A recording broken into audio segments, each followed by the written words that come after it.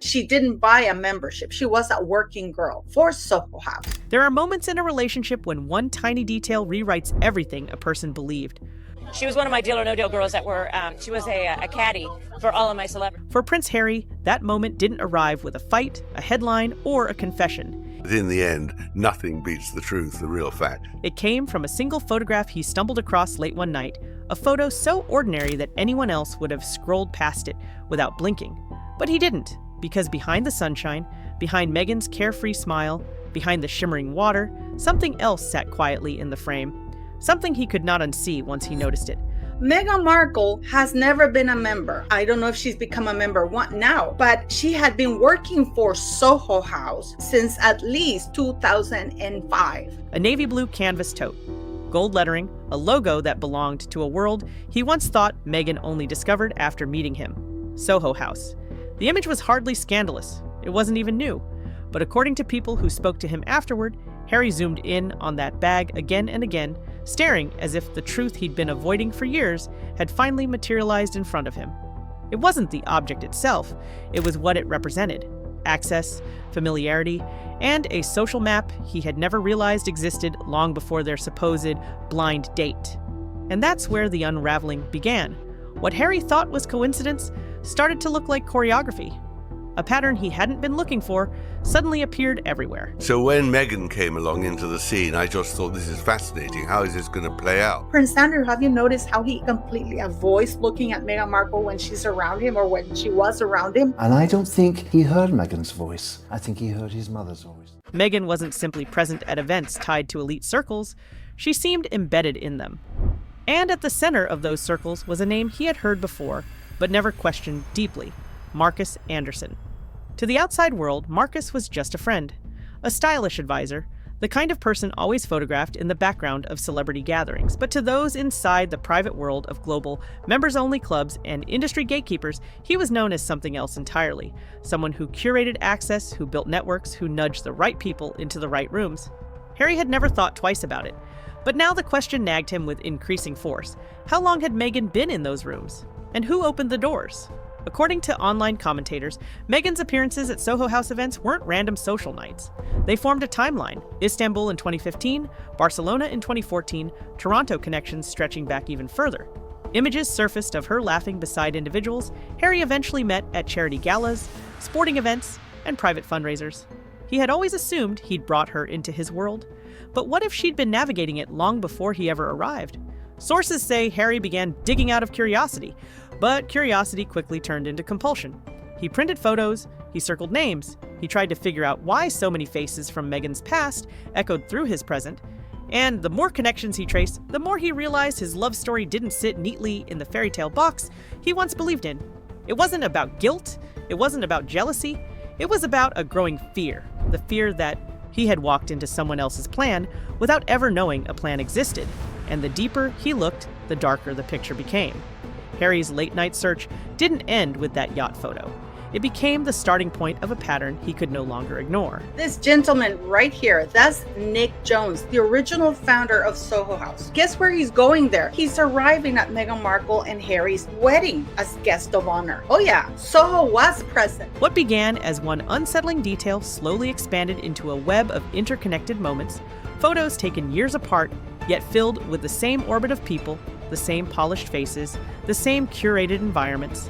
It was as if Meghan had been living a parallel life just adjacent to his own long before their paths officially crossed.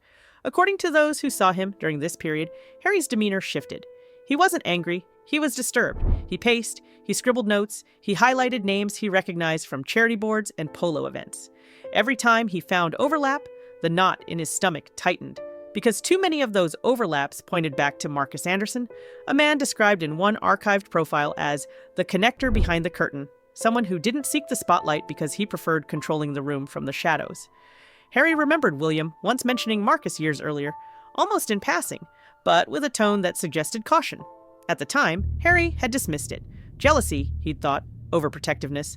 Now, replaying that memory felt like reopening a wound he didn't know he had. While scrolling through old articles, Harry found references to Soho House circles where Meghan had been a regular, not a guest. Istanbul, Barcelona, Toronto. Images from those gatherings showed her surrounded by individuals Harry would later come to know through his own work: philanthropists, entrepreneurs, social power brokers, people who knew where he would be months before he ever appeared. Fans online began piecing the timeline together in real time. Posts went viral mapping Meghan's documented travel history with exclusive events and elite gatherings. Some argued it was all coincidence, others insisted it showed clear strategy: a long climb up a ladder made of introductions, invitations, and carefully placed relationships. And then came the financial questions.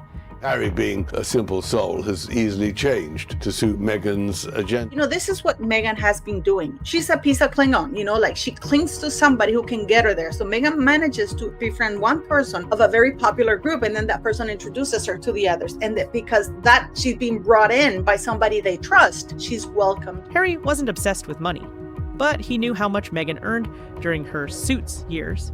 He knew what her lifestyle in her mid-30s looked like: the international trips, the memberships, the designer wardrobes. He'd never questioned it before, but now, with every new discovery, he wondered how she'd managed to sustain it. According to a contact familiar with Soho House operations, the answer was simple and unsettling: she didn't pay. Membership fees, event access, even some travel arrangements were reportedly covered through corporate accounts. Not as a favor, but as a placement, the kind used to elevate individuals within specific social ecosystems. When Harry heard this, something shattered, because it meant the world he assumed Meghan reached on. Her own merit had been paved for her, curated, facilitated, built by people who had a clear sense of where Harry fit into their ambitions. And once he realized that Marcus Anderson appeared in every corridor of that past, every gathering, every event, every introduction, the question became impossible to avoid. Had Meghan truly met him through fate or through design? The thought lingered like smoke beneath a closed door, poisoning everything. The shift from curiosity to dread happened the night Harry opened the wedding folder he hadn't looked at in years.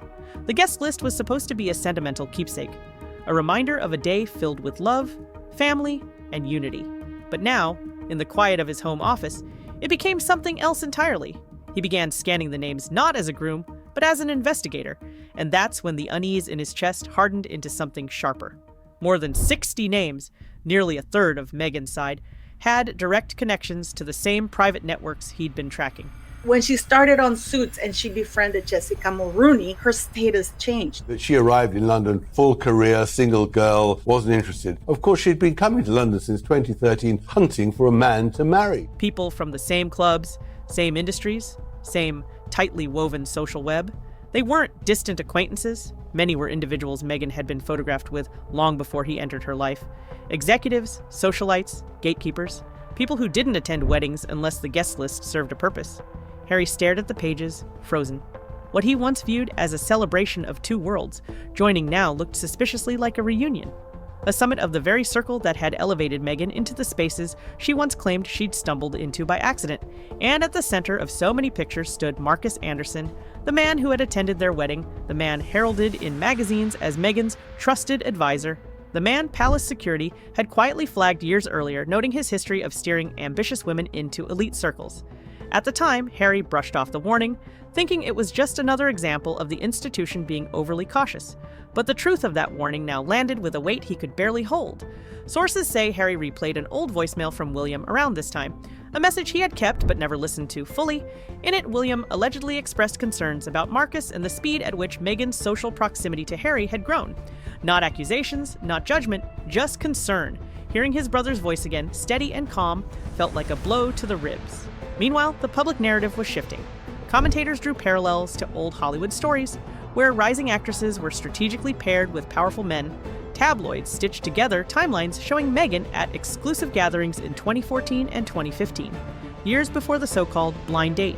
Entertainment insiders whispered about handler culture, the behind-the-scenes strategizing that shapes careers and alliances long before the public sees the final result. Meghan Markle did know Prince Andrew, and she knew Sarah incredibly well, which makes Zara a liar, because she says, I didn't know Meghan Markle until she invited me to her wedding. That is BS. Inside Hollywood, the reaction was cautious. Studio executives, according to industry chatter, were suddenly monitoring sentiment more closely. Deals rely on authenticity, one publicist told a trade outlet.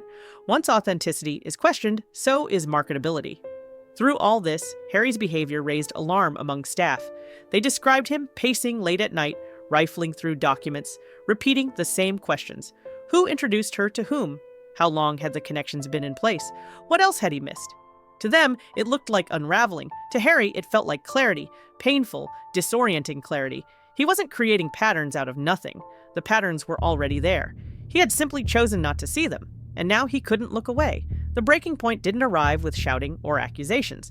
It arrived in the kitchen, late in the evening, when the house had gone quiet, and the tension between them had grown so thick that even the smallest sound seemed to echo. Harry had rehearsed the question in his mind for days, maybe weeks. Every time he tried to ask, the words stuck in his throat. But that night, something in him snapped. He finally turned to Meghan and asked the one thing he feared most. "Are you still in contact with Marcus Anderson?" It wasn't hostility that filled the room. It was something colder. According to those familiar with the moment, Meghan's expression shifted instantly. Not angry, but calculating, like a person deciding how much truth they were willing to expose. She crossed her arms and replied calmly, almost dismissively, "He's my friend. Of course I talk to him sometimes." It was the lack of denial that shattered Harry, because in that moment, the silence between her words told him more than any confession could. She didn't dispute the connections. She didn't deny the history. She didn't push back against the timeline he had painstakingly traced. Her refusal to reassure him felt like an admission in itself. Online, leaks of this confrontation exploded into what users dubbed the Montecito standoff. Memes spread comparing Harry to a detective who solved the case only after the crime had been committed. One viral tweet read, "When she won't deny it, you already have your answer." Insiders say Harry's voice cracked as he laid everything out. The photos, the guest lists, the financial clues, the voicemail from William. He wasn't accusing her of deceit. He was begging her to help him make sense of what he had uncovered. But Meghan offered no emotional lifeline. She simply stared, expression blank, as if waiting for him to tire himself out. That stare, witnesses say, marked the exact moment Harry realized his fairy tale had dissolved. From there, the spiral accelerated. Staff reported that Harry began questioning every meeting on Meghan's calendar, demanding names and backgrounds. He asked who introduced her to new contacts, who invited her to events, who advised her on branding decisions. The more he asked, the more defensive she became, calling him paranoid, dismissing his concerns, framing his fears as irrational. But Harry felt he finally understood the pattern everyone else had whispered about. He reportedly checked her phone twice, noticing encrypted apps he didn't recognize. When he asked for access, Meghan brushed him off, insisting he was imagining problems. But something inside him had shifted.